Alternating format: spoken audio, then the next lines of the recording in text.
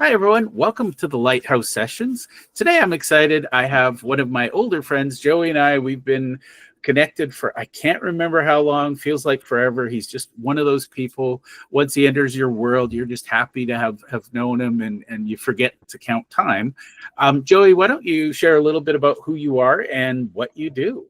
Oh man. Well, Jeff, thank you for having me. I want to preface this by saying that when you call me your older friend, you just mean that we've been friends for a while, not that I am old. Yes, Um, you're younger than me by years. I get it. no, just kidding. So I Beloved am friend, how's that? perfect. So I am um, kind of an oxymoron by trade. I am an attorney that is the number one attorney that you would not want in a courtroom defending you. I do not have an ounce of that litigation bulldog in me. And I learned very quickly in my legal career that I am not a good fit for the courtroom. And so I pivoted into the proactive business transaction space. And really, I am passionate about giving people peace of mind. And that has turned my two businesses into reality. Indie Law focuses on giving business owners peace of mind through trademarks and brand protection. And my other company, Skybreaker, gives business owners and especially law firm owners a lot of peace of mind by delegating and having strong VAs in place. I love that. And for what it's worth, Joey, I would say your personality type, you're more of a golden retriever or Labrador, and I mean that with love. I Most will lawyers receive that. I Yep. don't say that kindly about, but you're one of those people. And what I love is, number one, I'm gonna say you're an entrepreneur who happened to go into law. And I see that in your VA side. So let's talk about both of them, but more importantly, we're going to talk about the journey. So for somebody watching this, why does IP matter? And I'm going to give you a little background because for me, I have 1,000 ideas by lunch. And if I was protecting all of them, I'd go broke and just spend all my time hanging out with your team. So Yeah. what IP is worth protecting? I guess that's the real question. Yeah, well, let's step back because we've been talking about business, we've been talking about entrepreneurship, and we can talk all day about vision and creativity and coming up with ideas. I'm sure we're going to circle back to that a lot. Yes. But at the end of the day, running a successful business, it's all about mitigating risk. That risk could be legal, it could be not having enough clients or calls lined up by the end of the month. And so I like to think about how legal fits into that larger picture of risk mitigation. And when I work with my law firm clients, I love to use this metaphor of if you're driving a car and you get one flat tire, it sucks, Yep. but there's a fix there, right? Hopefully you've got a spare. You pull over, you put the spare on. It's not a permanent solution, but you can still drive the car with that spare on. Most legal situations are one flat tire situations.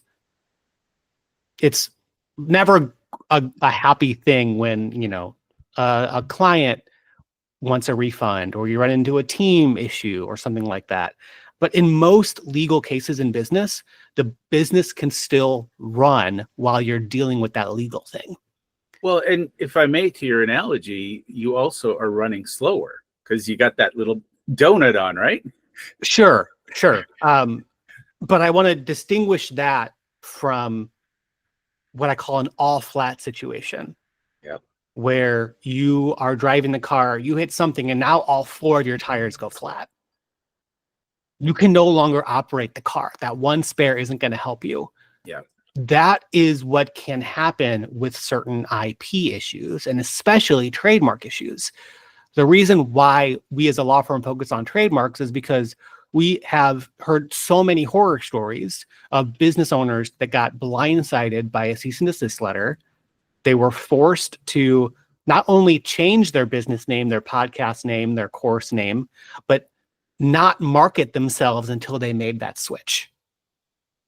And so thinking about trademarks and making sure that you pick a business name that is not going to cause legal problems down the road is a day one issue you should tackle as a business owner. Yeah. And I think in today's age, and I want your opinion on this, we're more and more, a local business can be global. And I think if you're not planning ahead, there is a quote, it's a Stoic quote, something about easy choices today, hard life tomorrow, and vice versa. And I think a lot of people skip the foundational stuff because, nobody wants to do paperwork. Nobody wants to, I used to get clients who, I don't want to incorporate, I don't want to do the paperwork. And then they come to me a year later going, fix it. And I was like, well, it was easy to set up properly. Fix it is now expensive. Is exactly. Yeah, well, and especially for business owners, visionary entrepreneurs, you should always be thinking and acting like that abundant business owner that has the business you want to create. And when you are saying no or not yet to certain foundational things like trademarks, then you're subconsciously telling yourself, I'm going to brace the business for not reaching this level of success that I want it to be at. It might not be worth investing in this legal stuff. And we continue to see business owners give that objection up front, and then they never, because they continue that mindset everywhere in business, they never reach the finish line that they want to get to. Well, and that's one thing I admire many things about you, but one of the things that you always bring to the conversation is that mindset piece. Because if you're not willing, a friend of mine, she's a business coach, and she said the first thing you hire is an accountant, second thing is a lawyer, third thing is a coach. And I disagree. I think you need to hire the accountant after the lawyer because, until you've named your baby, you don't need somebody to change its diapers. Sure. But I would agree, all three of those are the primary initial investment or an initial investment. If you're thinking long term, like if you don't think it's going to be successful, go get a job, please. Right. Just being an entrepreneur is not as sexy as it sounds if you don't want to do the things you need to do to succeed. Fair comment? 100%. And it's, just for the audience, Joey is somebody I've long respected. And Joey, let's talk about your law firm for just a second. How many billable hours a month do you currently put in? I don't know, maybe 5. Most people have put in 5 hours before lunch. And so when Joey speaks, I listen because as an accountant, recovering accountant, I used to build my practice around me. And man, that sucked because Jeff could never take vacation. Literally, my name was on the door. I didn't have a business. I just owned a job and I hated my boss. And now, Joey, you just came back from a 2-week vacation. How many interruptions did you take on that vacation from your business? That's a good question, and I'll be transparent. This was a vacation that was designed for me to not completely unplug. So I was responding, in Slack and things, but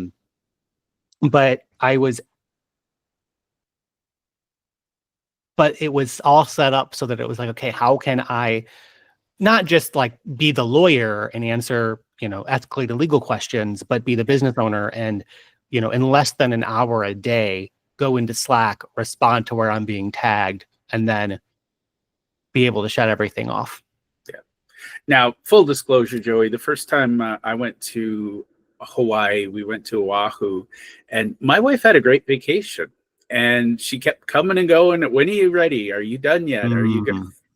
And I don't know why I bothered personally, because I took the office with me and I was literally, once it got dark outside, okay, I'm going to work till we go to bed. Like, it was not a pleasant trip for my wife because she basically said, I'm alone in Hawaii and I could have been alone at home and did some things. So I think that's huge for a lot of entrepreneurs, is to figure out how do you build the systems and processes. And me, I was being stubborn. It was like, I'm an accountant. I know how to do accounting. Well, I didn't know squat about running a business. Yeah. Yeah. It's a totally different ballgame. And I just continue to learn more and more the importance of not only hiring the right people, but not having just one person once that can do that work. And so we are constantly looking at, okay, what are the weakest links across the business where there's not a layer of coverage or redundancy? And how can we continue to build out teams and processes so that not just me, but anyone can take extended time out of office and the business still runs? Yeah. Now, I'm going to ask you a really strange question because I know you've been inspired by Bob Berg and John David Mann's The Go-Giver. What's been your greatest inspiration on the system side of things? Because I know a lot of people, myself included, we see systems as being done to us, not for us. And it's only recently I've really embraced that systems set us free. And Yeah, you're the living embodiment of that. I have to give a lot of props to James Wedmore. I learned a ton about systems and how to, no matter what type of business you're in, treat it like an online business, virtual business, and really leverage, strong streamlined systems, overseas VAs. A lot of people think, and lawyers are particularly guilty of this, but Jeff, I'm sure in the accounting world, it's the same, where people are like, well, because of the nature of the type of industry I'm in, I can only use these types of apps that are like the go-to apps in my space. And indie law very much, when we look at the tech stack, is very kind of industry agnostic. We don't really have any apps that we use that are specific to law firms. We really try and rely on those, ClickUps, Google Drives, Slacks of the world, and say, okay, how can we treat our law firm like a business and make sure that our tech stack is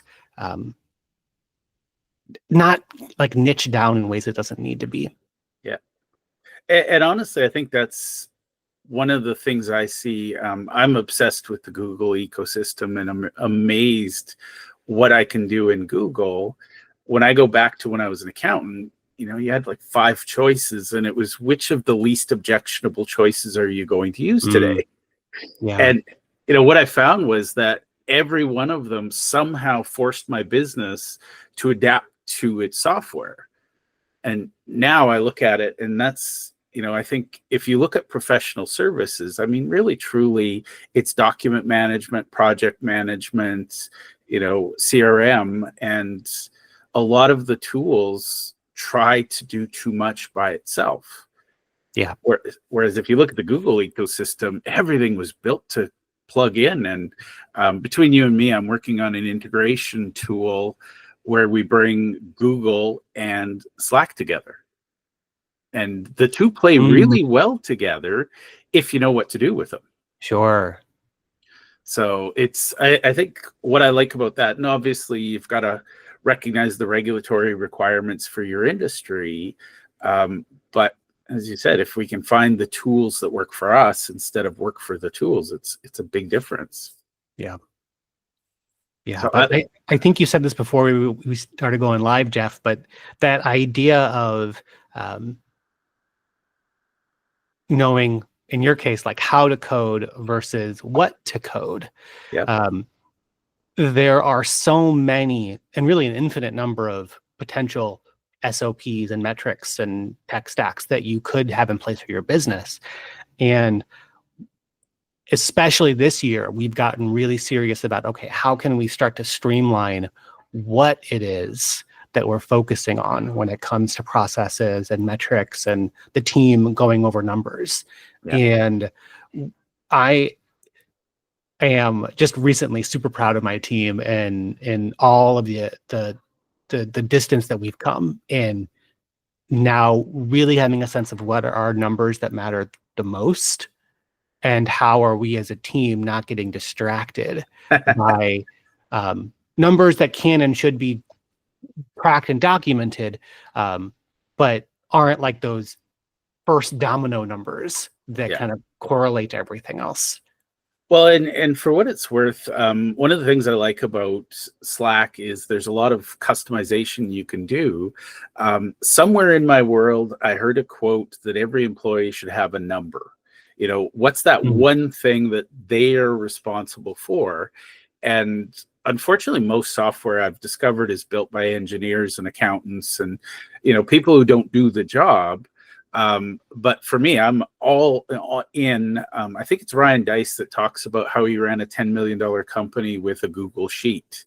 And, you know, he's got a dashboard. And I think that's more possible today than it ever was. But again, it comes down to the mindset. If you don't believe that numbers matter, you're setting yourself up to build a small business. Right. So I'm going to ask you the big one. I hear this a lot from solopreneurs. You know, I suspect that hiring your 11th employee is easier than hiring your 10th. But most people I know never make it past, I can do this, to I can hire someone to do this. So what kind of mindset shifts would you see, or do you see, or would you encourage people to explore? Well, I was actually just talking with a law firm buddy of mine, and we were talking about how, you know, Jeff, that like I've put out resources and coaching programs around hiring your first VA, and there are a ton of great resources you can find online around that topic. And I get that is a pain point. That is something that all of us business owners go through. But one thing that I don't think people are realizing is, because of this abundance of resources that are on the topic, what people should really be concerned about is, how long am I staying in that mindset? Because because of the nature of what we now do with these VA placements, especially for law firm owners, I'm in a lot of Facebook groups with like hundreds or thousands of law firm owners, and I am seeing the same law firm owners hesitate and object and wait on bringing on their first $10 an hour VA for years. Yeah. And I guess that's the mindset question is, in business, you will continue to have like new level, new devil. Yeah. Are you going to stay at this space of fighting that first hire? Or are you willing to dive in, maybe make mistakes, maybe learn hard lessons in order to get to a higher level? I love that. And I think, you know, I'll share that in the past, I thought most people, all they needed to know was how to do something. You know, I assume people didn't do things because they didn't know how. And now I realize they don't know why. You know, they haven't got the mindset that, you know, and coming back to your $10 an hour VA, a lot of people go, well, my time's free and therefore I can do it myself and I'll save money. What would you say to that comment? Yeah, now it is, but how are you going to change that? Yeah. I will say, Jeff, and I'm sure you've seen this too, and maybe you've experienced this yourself, but the longer business owners have been in business and the more successful that they become, the less patience they start to have for conversations with people that are struggling in the beginning. Yeah. Not because we don't get it, not because we're not empathetic, but so much of thriving in business is just relentless action taking. Yeah. And it's like, hey, if you've gone to, you know, a couple of masterminds or networking groups, and this is the second or third time that you've brought up hiring someone, like, why are you even here? Mm-hmm. Yep. I'm laughing because I hear that it just drives me crazy when it's like, why would you join a mastermind? It's not therapy. It's not a vent session. And every session you bring your same problem and you're never willing to solve it. And the problem is you bring the same mind that caused the problem. Yeah. You know, and I'm going to relate it. I built an exercise for my clients and we identify what I've lovingly called, and I like simplicity around numbers, with $10 buckets, $100 buckets, $1,000 buckets, and $10,000 buckets. And the problem is, if your time is in the $10 or the $100 bucket, you're never going to believe me that a $10,000 an hour bucket exists, let alone that it should exist. Yep. And that's the difference between, I think, what's his name? Michael Gerber, he called it the technician versus the owner. Most professionals, and I think this is a course in and of itself, you learn something. You mentioned that lack of patience, but we learned something step by step by step. We did trial and error, and then we look back and go, oh, I'm up here. I used to be here. And it's because we don't know the journey we took, because sometimes it's, ooh, that didn't work, come this way. It's really hard to hand something off because we haven't stopped and thought about how we work. Yeah. You know, like a surgeon doesn't come in and scrub the surgery beforehand. They don't come in and prep the tools. They show up with their gloves on and they're ready to operate. And when it's done, they leave. Yeah. And I find it fascinating that a lot of professionals never get past that hurdle. They're like, nope, I got to do it all. Yeah. I'm sure I've told you this story, but I got to share one. I once worked in an accounting firm, and our cleaning contract was $300 a month. And the company came back and said, cost of living, yada, yada. It's going to now be $500 a month. And the founder of the accounting firm, he was outraged. He's like, you're screwing me. It's a ripoff.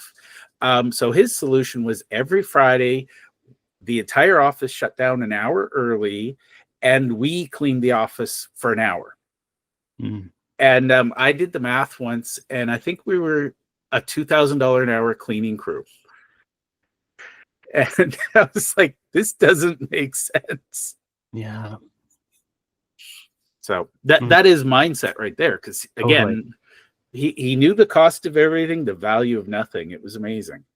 Man, yeah, that's a really great example. Terrible leadership, but he was a great guy, just not a leader. So Sure.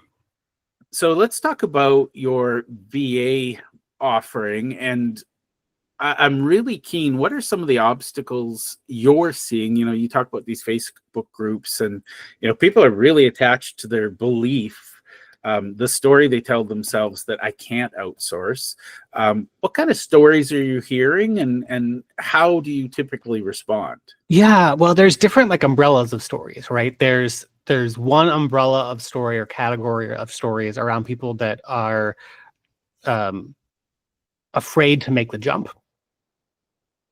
And that could come because they don't know if they're going to get the ROI. They don't know if they can trust someone that's not, you know, local to them. They might have trust issues around someone overseas stealing from you or having access to confidential information. There are solutions and reframes to all of that. Then there's another umbrella, and this is something that we are seeing the more we're building a reputation around, like more established companies, where they are becoming, they're expecting unicorns at the VA level.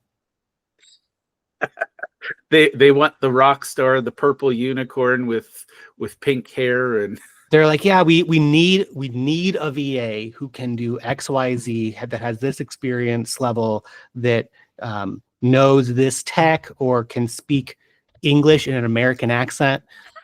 And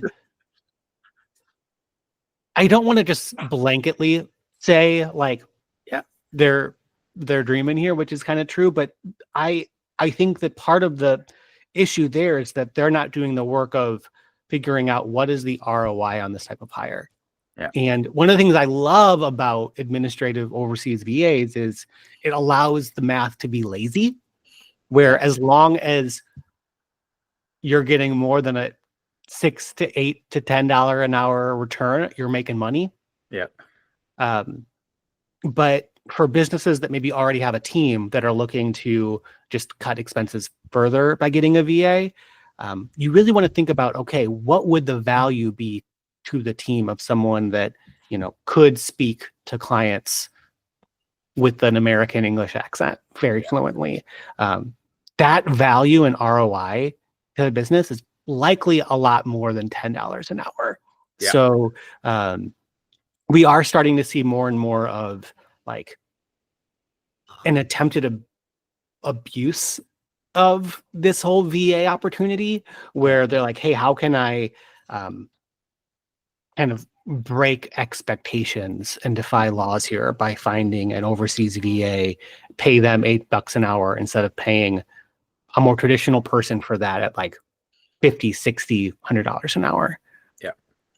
Well, and the assumption is also that you can find somebody that can do it for the 50 or 60. Right.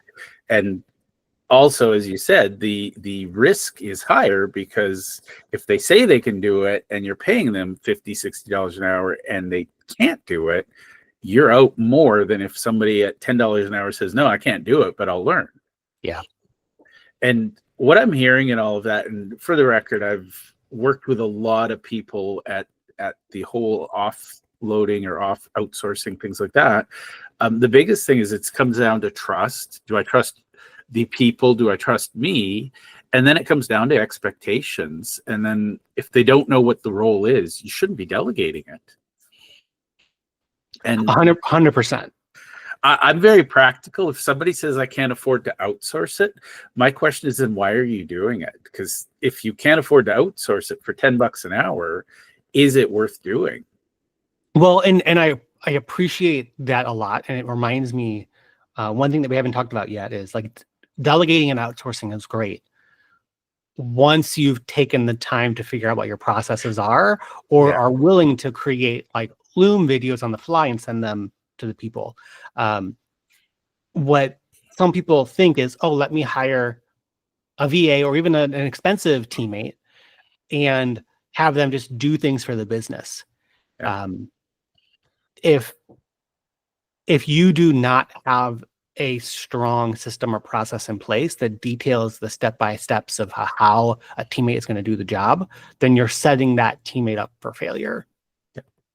And honestly, that applies whether they're in your office down the street or over in the Philippines. And I think that's the one that baffles me most, is when people expect somebody in the Philippines who's making $10 an hour or being charged out at $10 an hour. Oh, you should be an expert. You can fix my URLs. You can fix my CRM. You can, it's like, right. They're expecting an engineer, but really they're paying for a carpenter. Yeah. So I think that's a good point. And it comes back to mindset again. Now, I want to address something that I find very amusing. There's a lot of articles lately about the mouse jiggler. And to me, if somebody is worrying about how much movement somebody's mouse has, I feel like they haven't quite adopted the leadership mentality. Is that a fair comment? Yeah. I mean, I will say that I do not review anyone on my team's timesheets or anything like that. At the end of the day, if they hit or exceed their numbers, that's all that matters. Yeah. Well, and to me, the mouse jiggler conversation tells me, number one, they don't know what is important. But number two, they don't know what activities are important or how to do them. Like, it's, again, if you haven't thought through what activities matter, to the point that a mouse jiggler confuses your system, it sounds like there's a problem. Yeah. Yeah. And I think that's one of the things. So I'm going to admit I was very guilty. I've hired VAs and made some really bad decisions, and I'm happy to say I've learned a lot of lessons. But the two biggest mistakes I think I made in hindsight was, number one, I over delegated, and I'll explain that. When I over delegated, I said, "Here's something, figure it out, and tell me what you're going to do." Nope, bad idea.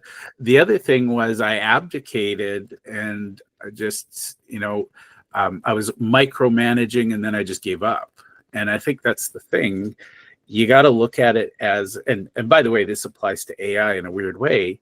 If you wouldn't explain it to somebody else that you were training at their desk next to you, why, if you would do that, why wouldn't you do that for somebody overseas? Yeah. And how much, if you look at Loom, how much time would that save you versus, I've worked in many accounting firms. Every new hire is trained as if it was the first time they've ever trained somebody. Mm. And I think with that, you can have an onboarding process. Absolutely. And that reminds me too of one thing that we really recommend to business owners when we start matching them with VAs is to always prioritize recurring tasks over one-off tasks as much as possible, because there's no shortage of kind of one-off research projects or fix this on the website or do something. And there's a time and a place for that. But when you really start to see the leverage and the freedom of having VAs in place, it's a focus on, okay, what are the monthly or weekly or even daily things that the business needs to do in order to run? And to the extent that we can't automate those things, how can we have VAs doing them? And to the extent that we can automate them, how can we have the VAs monitoring and managing those things so that we can get a clear sense of like what's working and not working in the business? Yeah. Well, and I think you use two of my favorite words. I talk about automate and delegate a lot. My actual favorite word is eliminate. And so that's what I look at is, does this task need to be done? If yes, then can we automate it? If no, then delegate it. And I'm having an aha moment because one of my experiments failed miserably because I was trying to delegate one-off tasks. And, me being a visionary entrepreneur, sometimes I'm like, I wonder if, and then I was delegating that and I'd ask them to do the research and come back with a conclusion. Didn't work well, but that was on me, not on the person. Yeah. But on the flip side, now I have for everybody, what are the 5 things you need to do today to call today a success? Yeah, man. And what's so great about this conversation is we've already talked about a lot, and we've only been talking at this like VA level. The reality is every business, whether it's been formalized or not, has a org chart structure, and we are filling so many hats in the business. When we are working with a VA, we are not wearing the hat of CEO. We are wearing the hat of a project manager. Yeah. And so what I do in my law firm, what I teach with our VA clients is you have your doers, your managers, your leaders, and then you as CEO. Yeah. And I am not a great project manager. And if I was terrible, just for the record, if I was still in a place of having to project manage all of my VAs, the business wouldn't be where it's at. But we got to a point where we then replaced me and had people managing the VAs, hiring the VAs. And then we started to replace me at the leadership level. And now what I am trying to get towards is how can I get out of as many of those hats as possible. Yeah. Not just to free up my time and stuff, but because at this point, in order for the business to reach these next levels, I need a sales leader with more experience and background and talent around sales than myself. And we now have that. We are building that in our marketing department. We're probably a year away from finally me kicking myself out of the COO seat and having someone really drive our leadership team more effectively than I can. And I love, again, I have the advantage of seeing some of your coaching at hand. And I love the idea of you map out the org chart and then you put your name, and it's always in more places than it should be. Yeah. Let's be honest. And I think that for me, I struggled up front. Somebody gave me advice and said, accept that somebody who does it will do it 80% as well as you do. And I was a stubborn bugger, and I'd be like, but I want it done 100% well. So I'm going to do it 100%. And then I think you started kicking me in the backside, and I went, oh yeah, if they did 80%, I just have to fix 20%. Correct. So it's mindset can be so critical when, and I think Dan Kennedy and Dr. Benjamin Hardy said, who, not how. Everybody gets so wrapped up in how, we stop asking who should do this. Yeah. So I love that. Now, I could talk to you all day. I want to be mindful of your time. If somebody wants to get to know you and figure out how they can either work with you at Indie Law or with Globally Vetted, what's the best way to get in touch with you? Yeah, well, you can find me on LinkedIn at the Joey Vitale. That's Vitale. Love it. Link in the notes. Joey, is there anything I should have asked you about mindset, all of these things that any final, I wish I would have said this moment? Oh, man. Well, Jeff, you covered a lot, but I will tell you one thing that's been on my mind a lot recently that I am becoming just more interested in is I feel like there's more and more books coming out around the, in general, but about the gold medalists that get the gold medal and then wonder kind of what's next. Oh, yes. Yep. And I think that we are starting to hear more and more business owners talk about their struggles with, I've reached the successful milestone that I've spent years working towards. And maybe it's been super fulfilling. Maybe it feels kind of empty to reach that. But it's making it harder to figure out what is that strong vision that is going to take me to the next place. That's not just vanity metrics of let's go bigger, let's make more, let's do X, but something that continues to like motivate you on a personal level. And those are conversations that I'm really excited to be a part of right now because it's just a place that I can really identify with. I love that. And you just cracked something open in my brain that, there is this hustle culture, you got to work really hard. And then the idea is you reach a finish line and you sell. And I feel like if you unlock the things we've talked about, you're not going to burn out. You're not going to get to that point where you're like, oh God, somebody take this thing away. Then you have more freedom because you can make some choices about what is my legacy, and one of the things I'm having a lot of really interesting conversations with people about, I think it's called an employee stock option plan. And I got chills when somebody said this, but the guy said, I got to walk into the office one day and announce that we were doing this stock option plan. And I made 11 millionaires that day.